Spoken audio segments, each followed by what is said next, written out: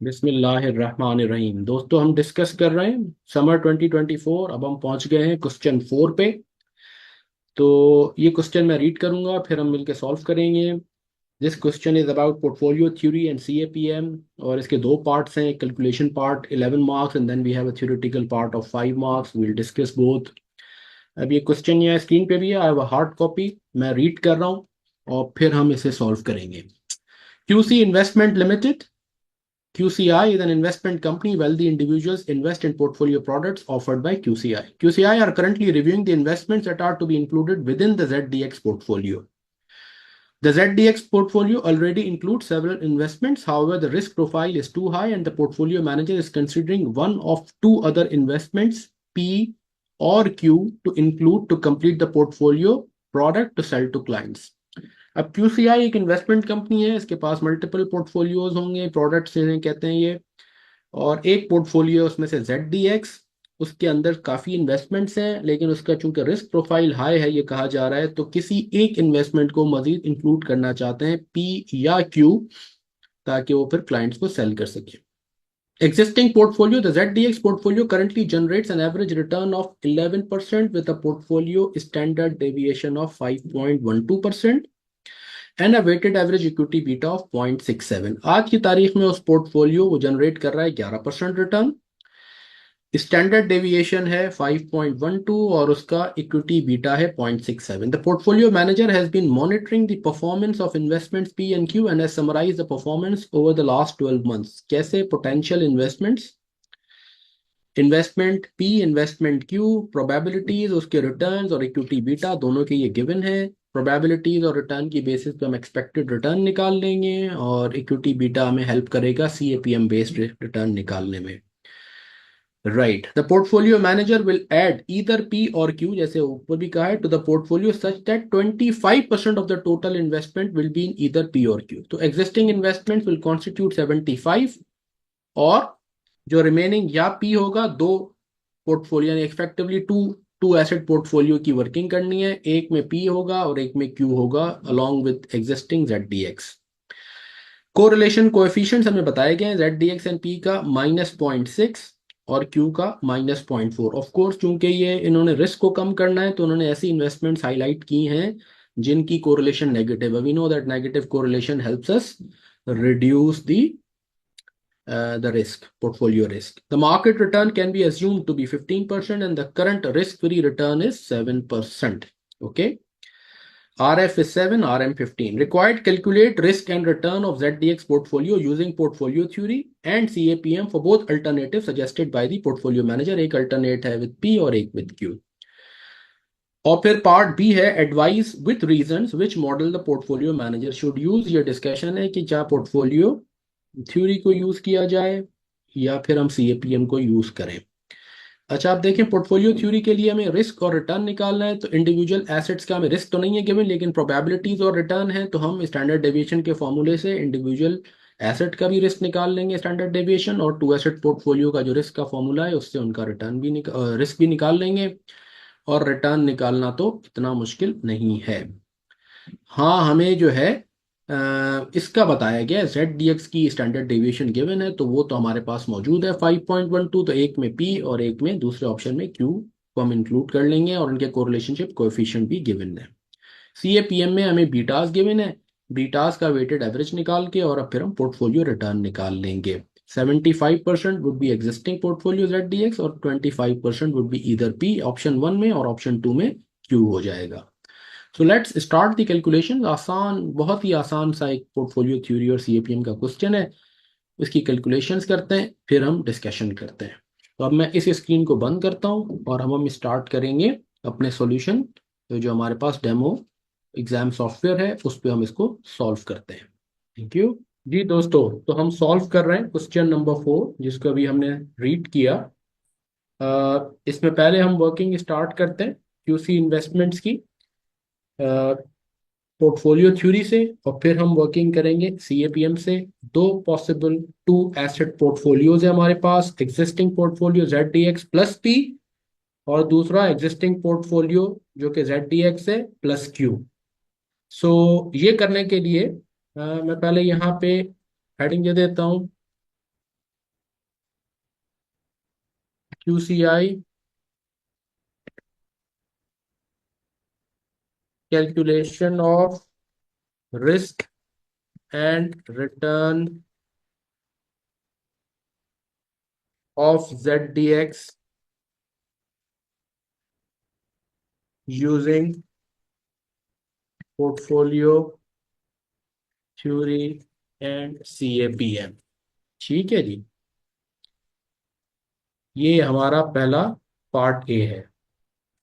तो उसके लिए सबसे पहले हमें ये करना है कि हमने इन्वेस्टमेंट पी और क्यू, उनका इंडिविजुअल रिटर्न, एक्सपेक्टेड रिटर्न और रिस्क की कैलकुलेशन करनी है। तो सबसे पहले हम करते हैं, हम हेडिंग देते हैं, पहले हम वर्किंग करेंगे फॉर, इसको अंडरलाइन कर देते हैं, और यहाँ हम कहते हैं जी पोर्टफोलियो थ्योरी की पहले हम वर्किंग करते हैं, फिर हम CAPM के लिए वर्किंग करेंगे।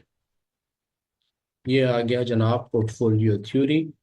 फर्स्ट हम लिखते हैं let's calculate the risk and expected, risk का मतलब स्टैंडर्ड डेविएशन,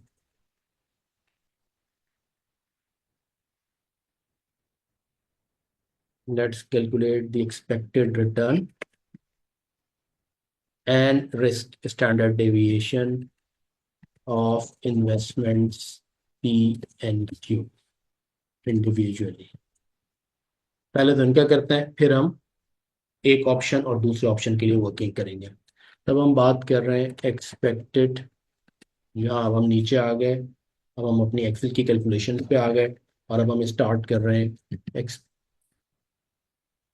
भाई नीचे आ जाओ, यस, ये जी, expected return and risk of investment P. पहले इन्वेस्टमेंट पी के लिए करते हैं, फिर हम दूसरे के लिए कर लेंगे। तो हमारे पास है प्रोबेबिलिटी,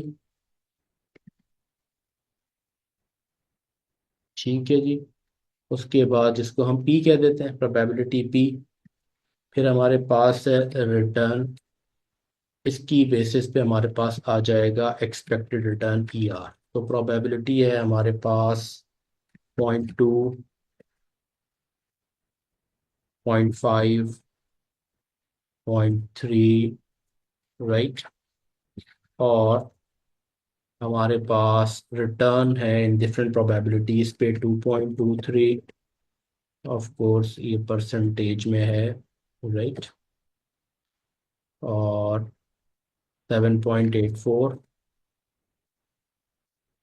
फिर है 12.1, और हम यहाँ निकालते हैं इसका ER, expected return is equal to, वो क्या आएगा, वो should be this into this plus this into this plus this into this, weighted average of all probable return 7.996, इसको अगर हम राउंड ऑफ करेंगे तो तकरीबन 8 बन जाएगा। फिर हम क्या करते हैं जनाब, फिर हम करते हैं काम, अपने पास जब ये निकल आया एक्सपेक्टेड रिटर्न, तो फिर हमारा जो फॉर्मूला है उसमें expected return RA minus RA bar, return R minus expected return, इसको हम ब्रैकेट में इधर R लिख देते हैं, रिटर्न रिटर्न और R, ठीक है जी, और प्रोबेबिलिटी को यहाँ हम ब्रैकेट में P कर देते हैं, ताकि जब हम आगे रेफर करें तो हमें ये पता हो।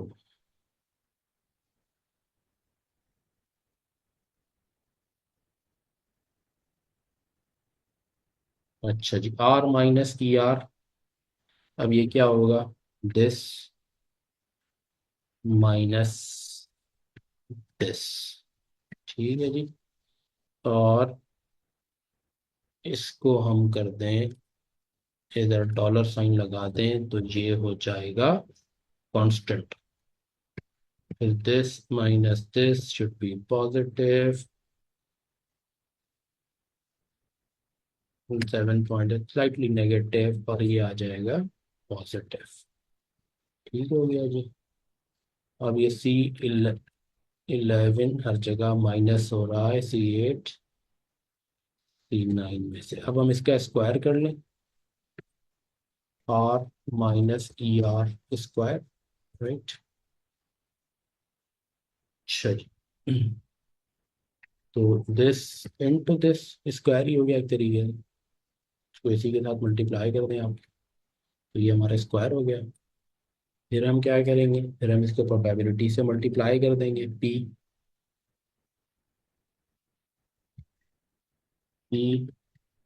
Are minus E R square, इसको फिर हम सुपरस्क्रिप्ट कर लेते हैं, ऊपर ले जाएंगे।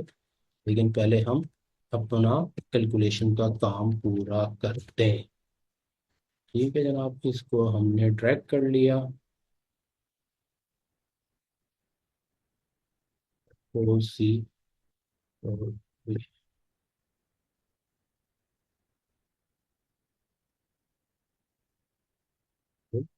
एंटर करने से नहीं होता, ये हमसे गलती हो गई, कंट्रोल वी।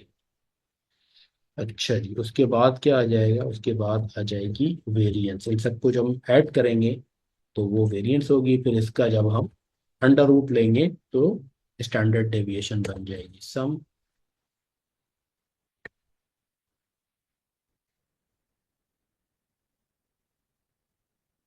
और स्टैंडर्ड डेविएशन क्या बन जाएगी, स्टैंडर्ड डेविएशन बन जाएगी जनाब, इसका आप अंडर रूट कर लें, यानी इसकी पावर, इसमें एक फार्मूला लगता है SQT, स्क्वायर रूट। ये आ गया SQRT, स्क्वायर रूट कर दें इसका आप, तो ये 3.4263 जनाब, ये आ गई आपकी फिगर। अब मैं इन सारी फिगर्स को क्या करूं, मैं 2 डिजिट तक राउंड ऑफ कर देता हूँ इन सारी फिगर्स को।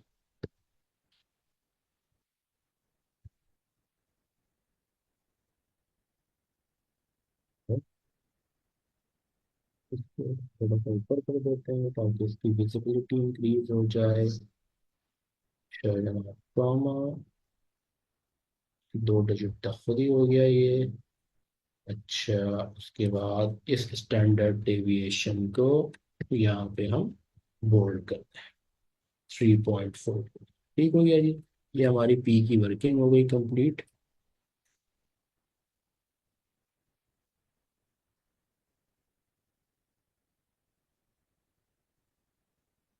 तो थोड़ा ऊपर ही कर देते हैं।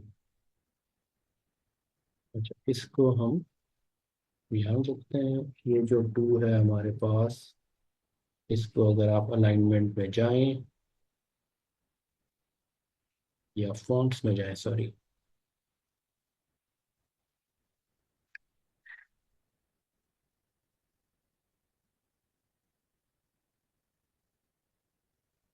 ये टू को सिलेक्ट करते हैं, फॉन्ट्स में जाते हैं।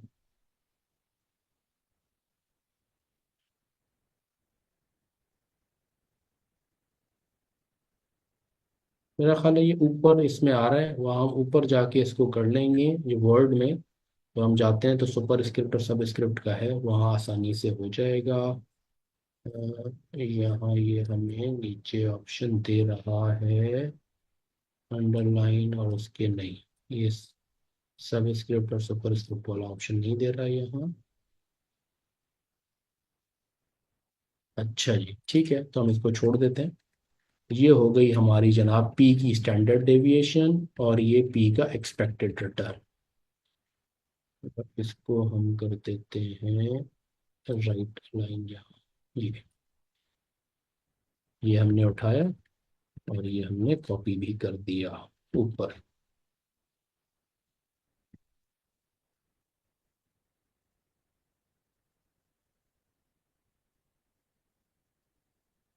और यहाँ कॉपी करके ये जो टू है ना हमारा, ये जो स्क्वायर है, ये यहाँ से बड़े आराम से सुपरस्क्रिप्ट हो जाता है, यानी ऊपर चला गया और ये स्क्वायर यूं बन गया।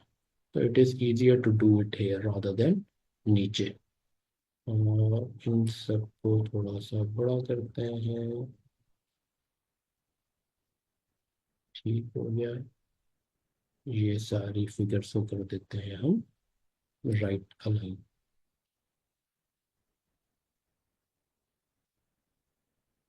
ये एक काम हो गया हमारा ई ई पी का। अब हम यही काम करते हैं किसके लिए? अब हम यही काम करते हैं नीचे क्यू के लिए। इसको ऊपर करते हैं ताकि कैलकुलेशंस आसान हो जाएं। अब हमने सिर्फ करना है, इसको कॉपी किया, कंट्रोल सी, हम नीचे आए और हमने इस पूरे बॉक्स को कॉपी किया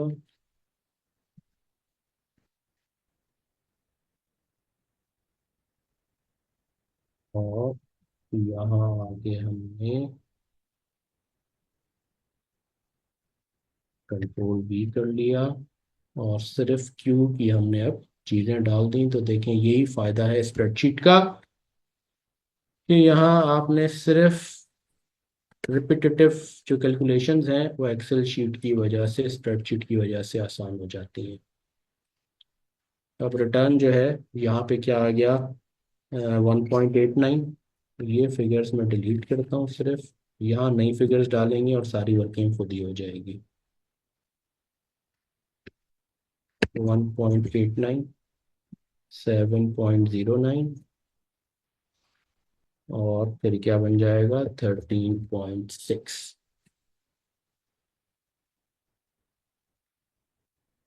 ये हमने ख्याल करना है क्योंकि यहाँ हमने C11 किया हुआ है। तो अब हम इसको चेंज कर दें -this। ठीक है जी। और यही काम हम यहाँ भी करें, दिस माइनस दिस।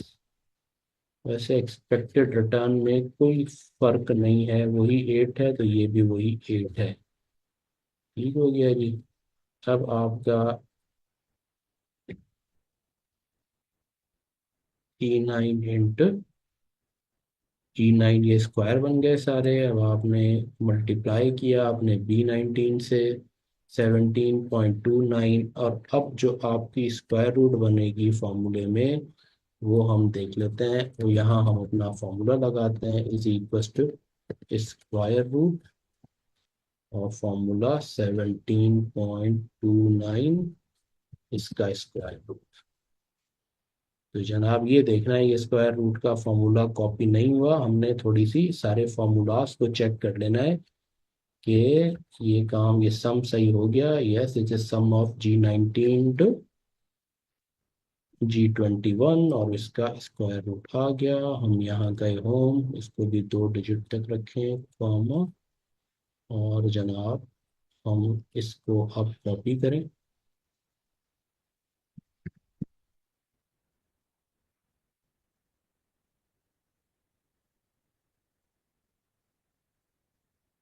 और इसको हम पेस्ट कर दें।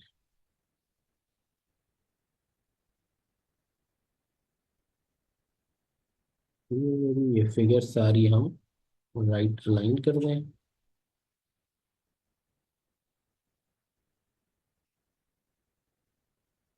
रीडेबिलिटी इंप्रूव हो जाती है इससे।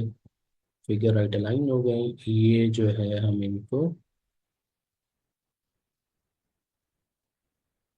पावर के उसमें ले जाएं और इसको भी पावर के उसमें ले गए हम। तो ये हमारा मामला बिल्कुल ठीक हो गया।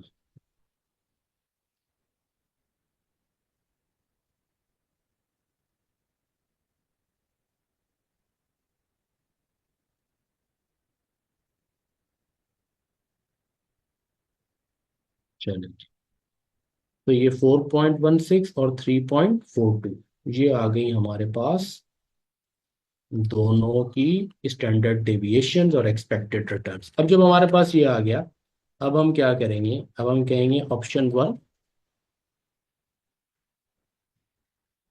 ऑप्शन 1, ऑप्शन 1 क्या है? Existing portfolio plus P. अब इसकी वर्किंग करते हैं। और इसकी वर्किंग करने के लिए नेचुरली हम नीचे जाते हैं, portfolio return and portfolio risk.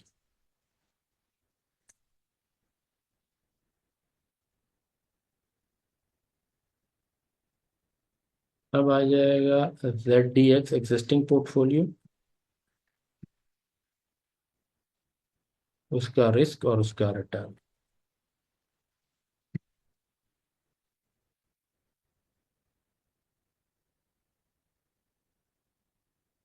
और पी। अब इनका, और यहाँ आ जाएगा पी। ठीक है, इनका रिटर्न क्या है और इनकी स्टैंडर्ड डेविएशन क्या है। पहले इनका हम निकाल लेते हैं वेटेज। इसको पहले यहाँ से उठाते हैं, कंट्रोल एक्स, बी, रिटर्न। पहले हम डालते हैं इनका वेटेज। हमें क्वेश्चन ने बताया है कि किसी भी एक एसेट में इन्वेस्टमेंट होगी, या पी में या क्यू में, and that will constitute what, that will constitute 25% of the portfolio. तो एग्जिस्टिंग पोर्टफोलियो की वेटेज 75% रहेगी और इसकी वेटेज रहेगी 25%। तो यूं ये मिलके बनेगा दिस प्लस दिस 100%। ठीक है जी। अच्छा, अब यहाँ पे जो रिटर्न है हमारे पास, जेड डी एक्स का जो एग्जिस्टिंग रिटर्न है वो हमें बताया गया है, वो क्या है, generates an average return of 11%। तो ये 11% आ गया जी। ठीक है। और हमारे पास जो पी का रिटर्न है वो कितना है, वो है 8।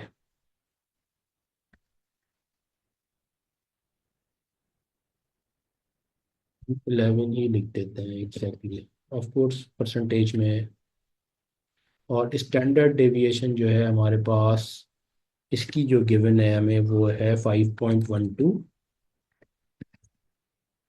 और इसकी जो है हमारे पास पी की है वो है 3.42, जो आई हमने कैलकुलेट की। ठीक है जी। अच्छा जनाब, तो अब हमारे पास जो एक्सपेक्टेड रिटर्न पोर्टफोलियो का आएगा वो इन दोनों का ऑफ कोर्स वेटेड एवरेज होगा। Expected return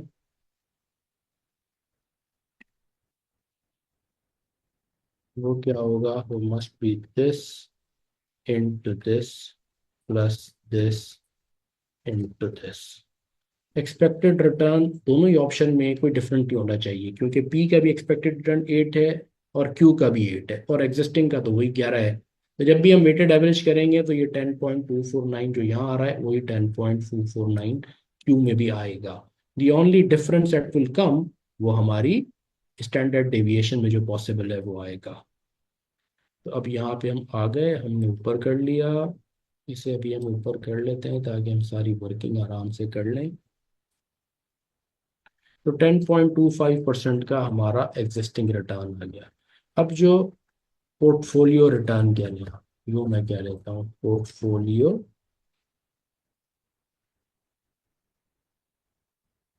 return. ठीक है जी। अब जो पोर्टफोलियो रिस्क आएगा, तो वहां लिख देते हैं, using two asset portfolio risk formula. आप ब्रैकेट में लिखते हैं as given in the formula sheet. ठीक है। एंड इसमें अब हमारे पास जो यहाँ पे भी लिख सकते हैं, को रिलेशन कोएफिशिएंट क्या है हमारे पास पी एन क्यू का, वो भी हम डाल देते हैं। एंड यूजिंग को रिलेशन कोएफिशिएंट, वो क्या है हमारे पास, यूजिंग कोरिलेटेड कोएफिशिएंट। ठीक है, वो गिवन है हमें correlation coefficient Z D x और पी का, वो है Z D x and P, वो है पॉइंट -0.6, नेगेटिव कोरिलेशन है। राइट। तब अगर हम ये करते हैं तो हमारे पास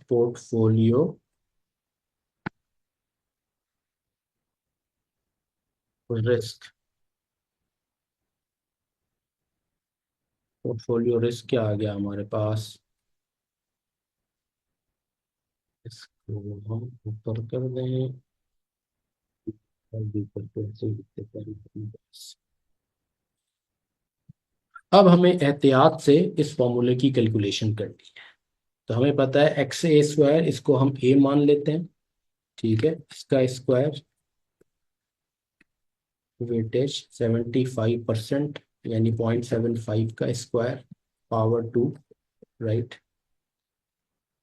into X A square square, sigma A ये है, राइट, इसका square power 2, right, plus X B square, this one, power 2, into, of course इसको हम मल्टीप्लाई की साइन भी बीच में लगाते जाएं, इंटू, या इसको हम ब्रैकेट में ले लें, ब्रैकेट में ना भी लें तो भी कोई इशू नहीं है क्योंकि एक ही फिगर है, इंटू हमारे पास आएगा जनाब into this square plus 2, correlation coefficient ये आ गया, into 2, into correlation coefficient, into X A sigma A, X B sigma B.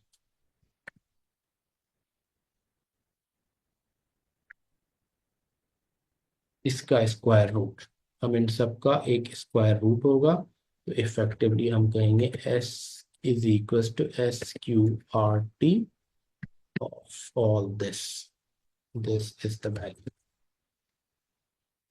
तो हमारे पास आ गया 3.39 तकरीबन, यानी 3.40। तो हम यहाँ इसको कर दें होम, और ये फिगर आ गई हमारे पास जनाब 3.40, दिस इज पोर्टफोलियो रिस्क। तो ये फॉर्मूला ऑटोमेटिकली इसमें आ गया, और हम कैलकुलेशन ऑफ फॉर्मूला के लिए हम लिख सकते हैं, ऊपर हम डाल देंगे please refer the relevant cell. ठीक है जी, ये हमारा हो गया जनाब पोर्टफोलियो रिटर्न एंड रिस्क। किस चीज़ का, अच्छा इसको भी हम सेंटर कर देते हैं यार, और इसको भी सेंटर कर देते हैं। ठीक है, अब हम चले गए जनाब, और हमने एग्जिस्टिंग पोर्टफोलियो नहीं, बस यहाँ तक, ये उठाया हमने और इसे कॉपी कर दिया यहाँ।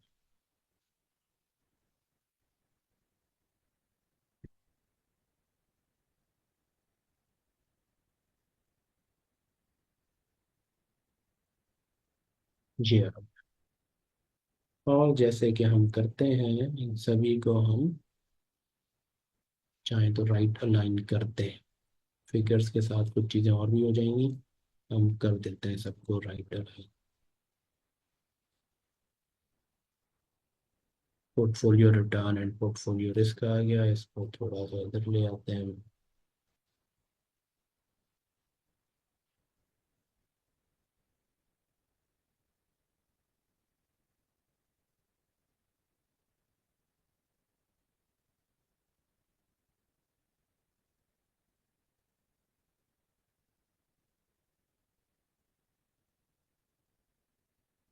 ठीक हो गया जी, 10.25 और 3.40।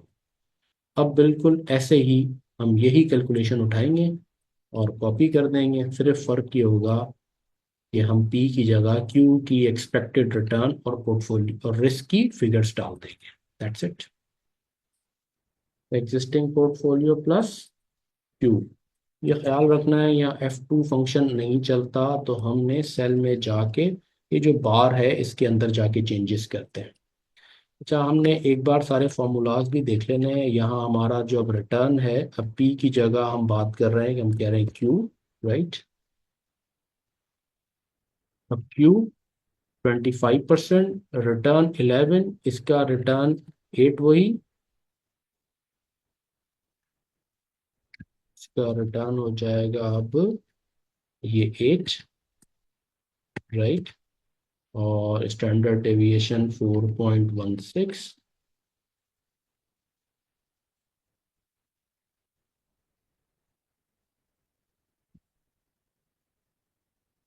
राइट। और इन सबको 2 डिजिट तक इनको राउंड ऑफ कर देते हैं।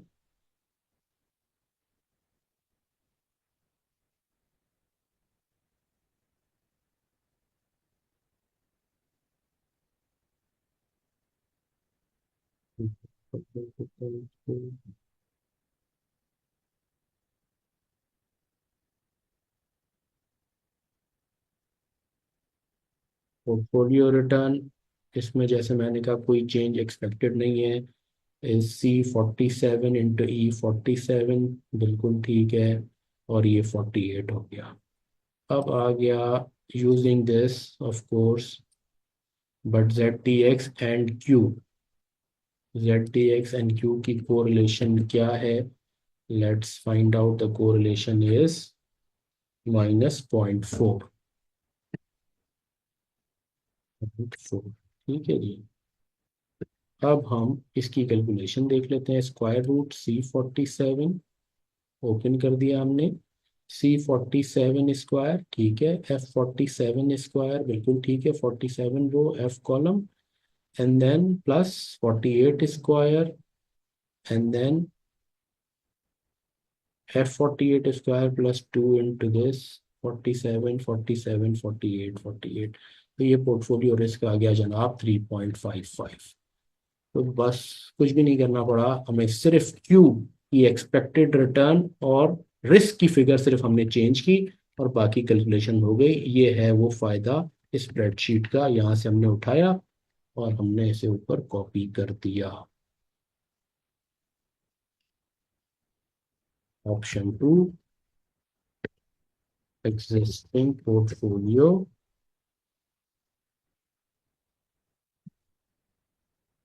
Plus Q. ठीक है जी, ये हमारा ऑप्शन 2 है। और हमने इसे उठाया और इसकी वर्किंग यहाँ डाल दी। इसको बोल्ड करते हैं। ये आ गई। ठीक हो गया जी। अब इस पर टाइम ज़्यादा ज़ाया नहीं करते, सिर्फ हम इसकी राइट अलाइनमेंट कर लेते हैं। ये आप अलाइनमेंट वगैरह ये तो मैं अभी कर रहा हूँ आपके उसके लिए, एग्जाम पर्सपेक्टिव के लिए तो आप उस वक्त करें जब आपके पास सारा काम हो गया, आखिर में टाइम हो तो फिर ये अलाइनमेंट की चीज़ें देख लें।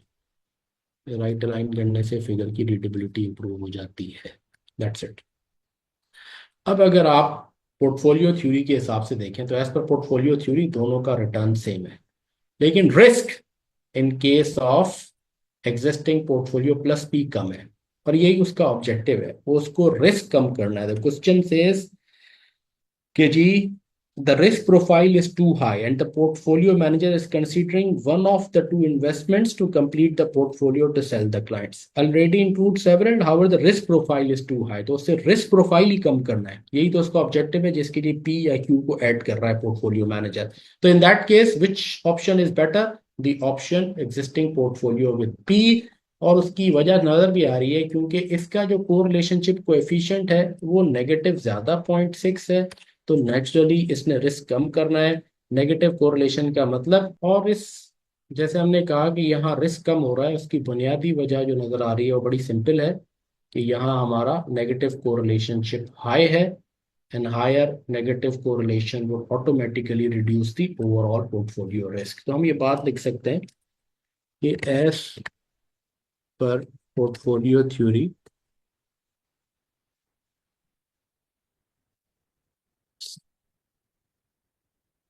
using portfolio theory we can see,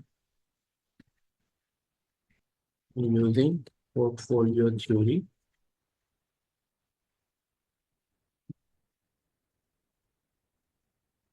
we see that the expected return under both the options is same. So the decision about which investment to choose would be based on portfolio risk Yes. In case of P,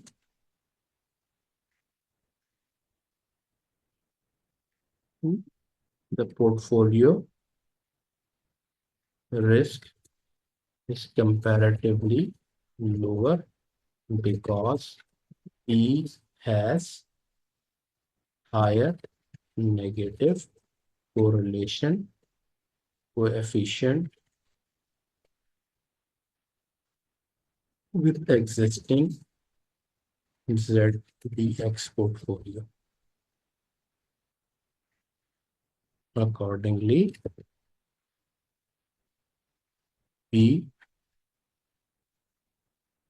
would be preferred.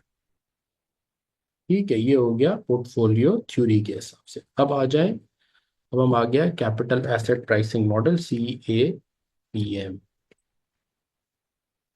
Portfolio, हम यहाँ calculate करेंगे portfolio beta and portfolio return. CAPM की basis पे हम ये करेंगे दोनों option में। अब हम CAPM मॉडल को यूज करते हुए दोनों ऑप्शन के तहत ये काम करेंगे। पहले हमने पोर्टफोलियो थ्योरी किया, अब हम CAPM इस मॉडल को यूज करके दोनों ऑप्शन का निकालते हैं, पोर्टफोलियो बीटा और पोर्टफोलियो रिटर्न। फिर वही कॉपी कर लेते हैं। ऑप्शन 1 ये है एग्जिस्टिंग पोर्टफोलियो प्लस P, फिर हम करेंगे ऑप्शन 2 और फिर उसकी वर्किंग करेंगे, और फिर हम आखिर में कंक्लूजन देंगे जो कि बेसिकली पार्ट बी है कि कौन सा मॉडल यूज करना चाहिए कंपैरेटिवली। ठीक है जी। अच्छा जनाब, तो हम आ गए CAPM। अब हम आ गए CAPM पे। CAPM पोर्टफोलियो रिटर्न, इसमें हम स्टार्ट कर रहे हैं कितना, एग्जिस्टिंग पोर्टफोलियो प्लस P, इसका काम स्टार्ट करते हैं। ठीक है जी। तो हम ऊपर से ही कहीं से कॉपी कर लेते हैं।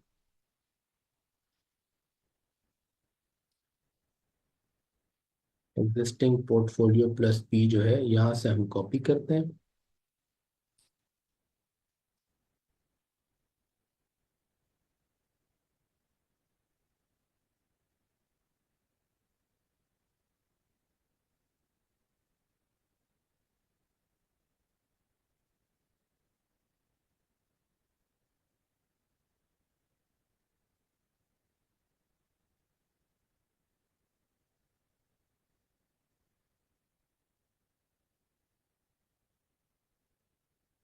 अब यहाँ portfolio return and portfolio risk की बजाय portfolio beta and portfolio CAPM return यहाँ लिखते हैं हम। Portfolio beta, portfolio beta and portfolio CAPM return.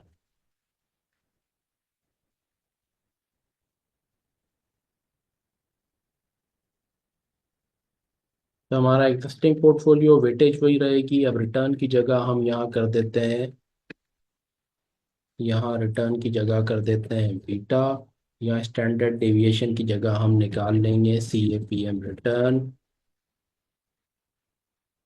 ठीक है जी। और CAPM रिटर्न का जो फॉर्मूला है वो हम portfolio beta and CAPM return using formula ये लिख देते हैं यहीं। चलिए एक यहाँ पे हम इनको थोड़ा सा नीचे ले जाते हैं या ऐसा करते हैं, portfolio beta and CAPM return इसको यहाँ कर दिया यूजिंग फॉर्मूला। क्या फॉर्मूला है, यही डाल देते हैं, इधर ही लिख देते हैं। RA is equal to RF plus RM minus RF into beta A. ठीक है जी, ये पोर्टफोलियो का CAPM का हमने फॉर्मूला या इक्वेशन डाल दी। फिर हम यहाँ CAPM रिटर्न इंडिविजुअल एसेट का निकाल लेंगे और फिर हम पोर्टफोलियो बीटा और पोर्टफोलियो रिटर्न भी निकाल लेंगे। अच्छा जी, तो ये आ गया हमारे पास वेटेज। बीटा हमारे पास एग्जिस्टिंग का गिवन है 0.67, और हमारे पास पी का बीटा गिवन है, वो कितना है, पी का बीटा है 0.46। और जनाब पोर्टफोलियो बीटा अगर हम निकालना चाहें तो पोर्टफोलियो बीटा बड़े आराम से आ जाएगा हमारे पास। पोर्टफोलियो बीटा हमारे पास आ जाएगा जनाब इस this into this plus this into this. ठीक है जी, 0.62।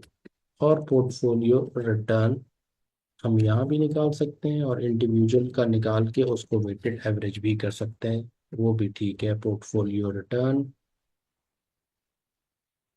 यहाँ लिख देते हैं यूजिंग आर एफ गिवन है हमें, यूजिंग आर एफ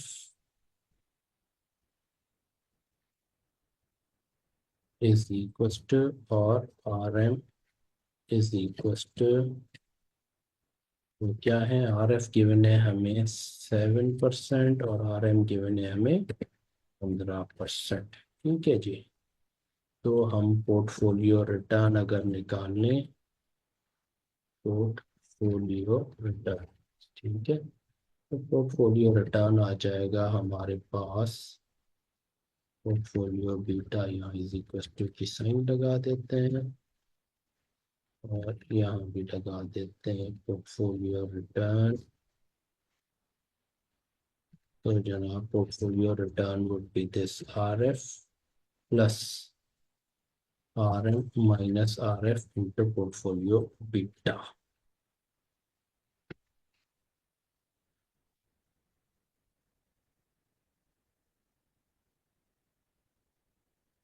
ये आ गया जनाब 11.94 हमारा C A P M based return.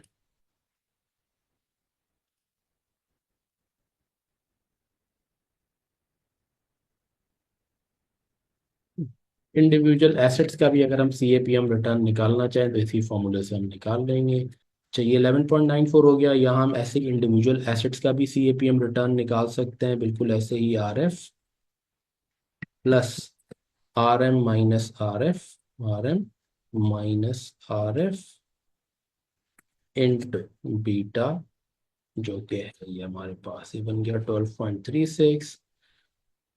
इसको हमने कॉपी किया, लेकिन कॉपी करते हुए ख्याल करना है कि सेल की रेफरेंसिंग चेंज हो जाएगी। इसको आप डबल क्लिक करेंगे तो ये फॉर्मूले को ओपन कर देता है। तो हमें, हाँ ये गड़बड़ हो गई है क्योंकि नीचे ले गया है, इसको 7, इसको दोबारा ही कर लेते हैं, is equal to R F plus R M minus R F into 0.46। और इसका बेहतरीन तरीका ये है कि इसका भी आप एक वेटेड एवरेज यहाँ से निकाल लें।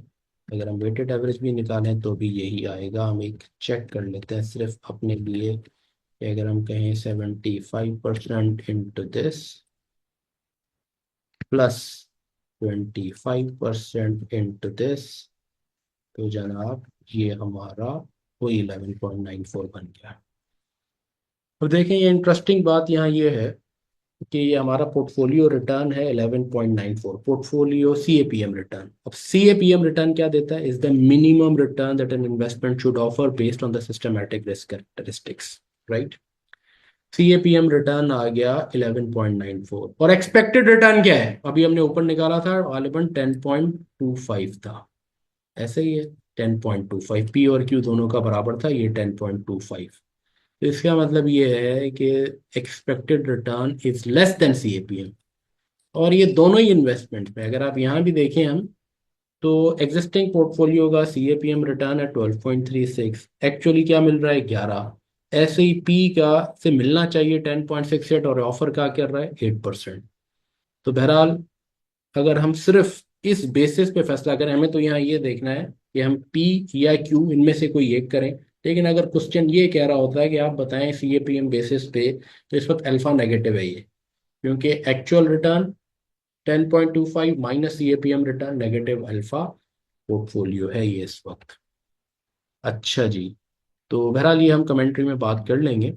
तो अब ये तो काम हो गया किसका, पी का। अब इसको हम कॉपी भी कर सकते हैं और ये भी कर सकते हैं कि पहले हम पूरी वर्किंग कर लें क्यू इसको भी, और फिर हम दोनों को एक साथ कॉपी करें, फिर हम कमेंट्री करें। तो मैं इसको यहाँ कॉपी कर रहा हूँ और नीचे, यही फायदा है स्प्रेडशीट का, इसी वजह से आई लव दिस स्प्रेडशीट, कि आपने कॉपी की और सिर्फ आपने, आपकी वर्किंग काफ़ी हद तक जो है वो इससे कम हो जाती है अगर आप इसको, स्प्रेडशीट का ये फायदा है कि एक बार कैलकुलेशन कर ली तो आप उसे कॉपी पेस्ट आराम से कर सकते हैं। तो हमने हर जगह पी की जगह क्या कर दिया, क्यू, बस यही हमने सिर्फ करना है। अच्छा, 0.67, ये सब तो वही है, ये क्या बन जाएगा 0.52, इसका बीटा इज 0.52।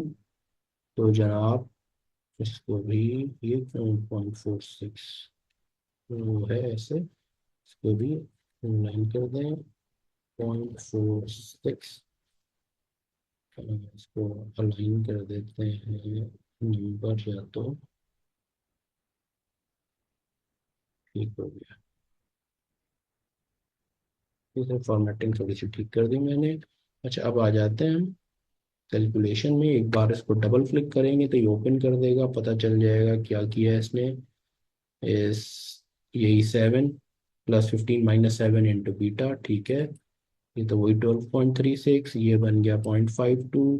पोर्टफोलियो बीटा कैसे बना जी, पोर्टफोलियो बीटा है हमारा 0.67 और अब 0.52 का वेटेड एवरेज, तो 0.62 और 0.63 थोड़ा सा फर्क पड़ गया हमारे पोर्टफोलियो बीटा का, और पोर्टफोलियो रिटर्न आ गया 12.06। Again portfolio C A P M return is actually less than the, क्या, is less than the expected return. इसकी भी अल्फा नेगेटिव है, थोड़ी ज़्यादा ही नेगेटिव है क्यू के केस में।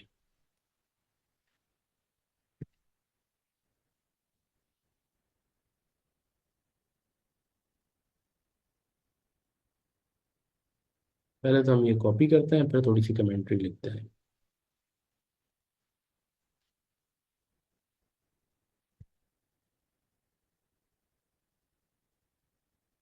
और जनाब इसको भी हम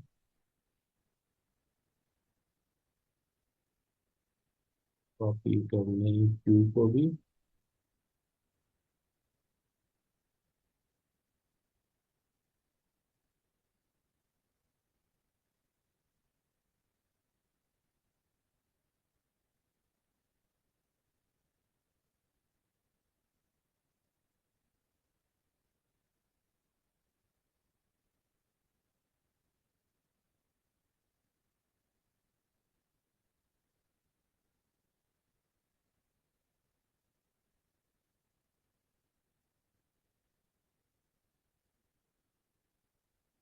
ये आ गया।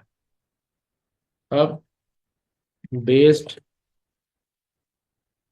Using capital asset pricing model,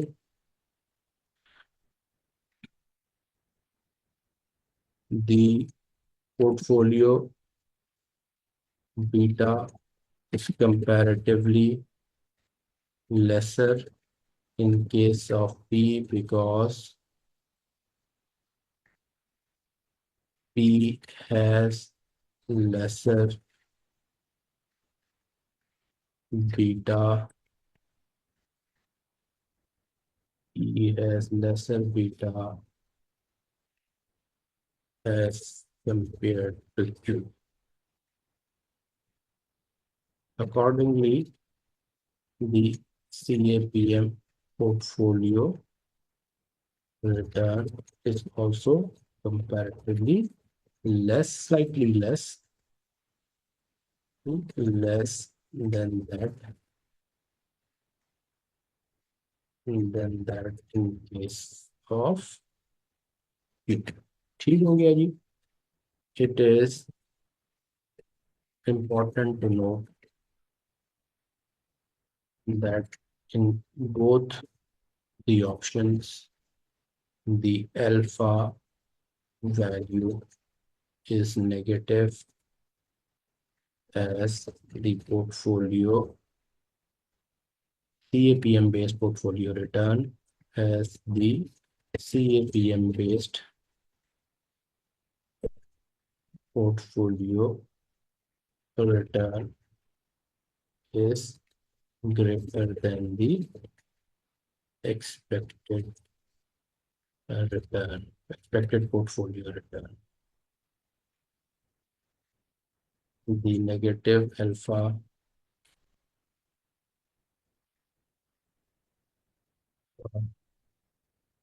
would be less in case of P with comparatively lower CAPM based return, as both the options have similar expected return of 10.25%. The negative less in with comparatively lower CAPM return 11.96 था, 11.94, and in case of P versus 12.06% in case of Q. अब expected return दोनों में same है 10.5, 10.25 minus 11.94 करें या 10.25 minus 12.06 करें, किस में नेगेटिव अल्फा ज्यादा है? नेगेटिव अल्फा नेचुरली क्यू के केस में ज्यादा है। तो यूं भी हम देख के बात कर सकते हैं कि अगर हम CAPM मॉडल को यूज करते हैं और कंपैरेटिव एनालिसिस करते हैं तो P इज बेटर, तो क्योंकि P जो है उसका नेगेटिव अल्फा कम है। Is everybody with me? तो ये बात आप यहाँ पे लिख सकते हैं बड़े आराम से कि P इज कंपैरेटिवली बेटर। और क्योंकि यूं भी कह सकते हैं कि भाई हमारा अल्टीमेट ऑब्जेक्टिव क्या है, वो हमारा ओवरऑल रिस्क को कम करना है, तो P के साथ कंपैरेटिवली हमारा पोर्टफोलियो बीटा भी थोड़ा सा कम हो जाएगा, क्योंकि P का इंडिविजुअल बीटा कम है, तो इसकी वजह से point is also comparatively slightly less than in case of Q, has lesser beta as compared to Q, 0.46 versus 0.52। तो ये बात हम लिख सकते हैं ये CAPM के एनालिसिस में। तो ये हो गया जनाब हमारा पार्ट ए कंप्लीट 11 मार्क्स, जिसमें हमने पोर्टफोलियो थ्योरी के पर्सपेक्टिव से भी हमने दोनों ऑप्शंस को कंपेयर कर लिया, ऑप्शन 1 ऑप्शन 2, और उसमें भी हमें P इज कंपैरेटिवली बेटर, क्योंकि उसमें ओवरऑल हमारा पोर्टफोलियो का रिस्क कम हो रहा है 3.4 वर्सेस 3.55, और CAPM में भी हमने इसी नतीजे पे हम पहुंचे। अब जो इसका पार्ट बी है जिसमें आप मजीद ये बात लिखेंगे फॉर्मूला यूज कर लिए, यहाँ हम ये बात भी लिख सकते हैं, यहाँ पे कहीं हम लिखते हैं for calculations of the portfolio risk, please refer the spreadsheet relevant cells. As per formula,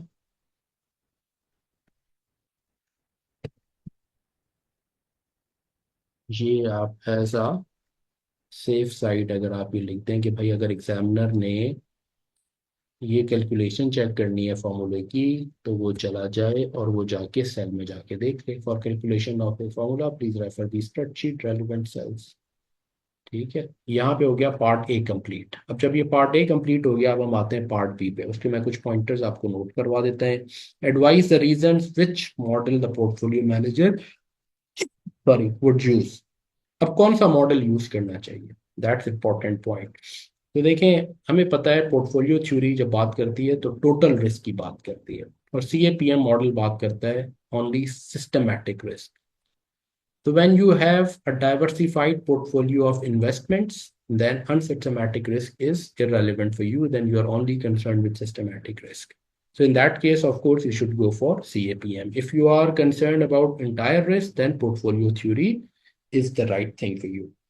तो इस केस में हम ये बात कर सकते हैं कि जी, क्योंकि ये जो ZDX है पोर्टफोलियो, इसमें भी काफ़ी इन्वेस्टमेंट्स हैं, और QCI वैसे भी एक इन्वेस्टमेंट कंपनी है और उसने एक ZDX पोर्टफोलियो बनाया हुआ है। इस स्पेशली इस पोर्टफोलियो में चूंकि उसने कहा है सेवरल इन्वेस्टमेंट्स हैं, वर्ड यूज किया है, तो सेवरल से हम ये कह सकते हैं कि it seems like a well diversified portfolio. और अगर तो ऐसा है, सेवरल से अगर में ऐसे ही है, तो फिर CAPM बेस्ड मॉडल पे जाना चाहिए, और वो मॉडल हमें सिस्टमेटिक रिस्क की बेसिस पे बताता है क्या रिक्वायर्ड रिटर्न है, और उसके हम फिर कंपेयर कर लेते हैं। उसमें भी अगर हम देखें तो कंपैरेटिवली पी बेहतर है।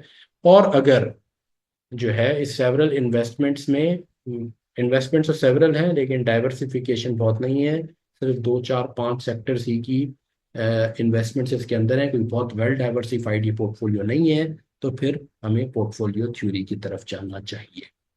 इतनी बात लिख के और आखिर में हम कह सकते हैं कि जी दोनों ही केसेस में, जैसे कि हमने ऊपर नोट भी किया हुआ है, कि जी the preferable option appears to be you should go for P as compare to Q. और एक चीज हम ये भी हाईलाइट करते हैं कि रीअसेस करना चाहिए इस पोर्टफोलियो को बेस्ड ऑन CAPM रिजल्ट्स, कि नेगेटिव अल्फा है अभी, the portfolio expected return is significantly less than the required return, जो है जो कि है, मतलब तकरीबन 1.5% का दोनों में फर्क आ रहा है। तो कोई ऐसा नहीं है कि जी 0.1 0.2% का डिफरेंस है, there is a significant difference. तो इस पोर्टफोलियो को QCI को चाहिए कि वैसे भी इस पर्सपेक्टिव से भी असेस कर ले। ये बात आपने लिख दी तो एक और मजीद टॉपिंग ऑन दी आइसक्रीम हो जाएगी। So with this I think, मैं इसको नोट नहीं कर रहा, ये पार्ट बी का आंसर हफ्ते तो वर्ड में आपने टाइप करना है, तो कोई इतना बड़ा रॉकेट साइंस नहीं है, ये आप कर लेंगे। ये इस बात मतलब इसका आंसर का बेसिकली पैटर्न या पॉइंटर्स ये होंगे।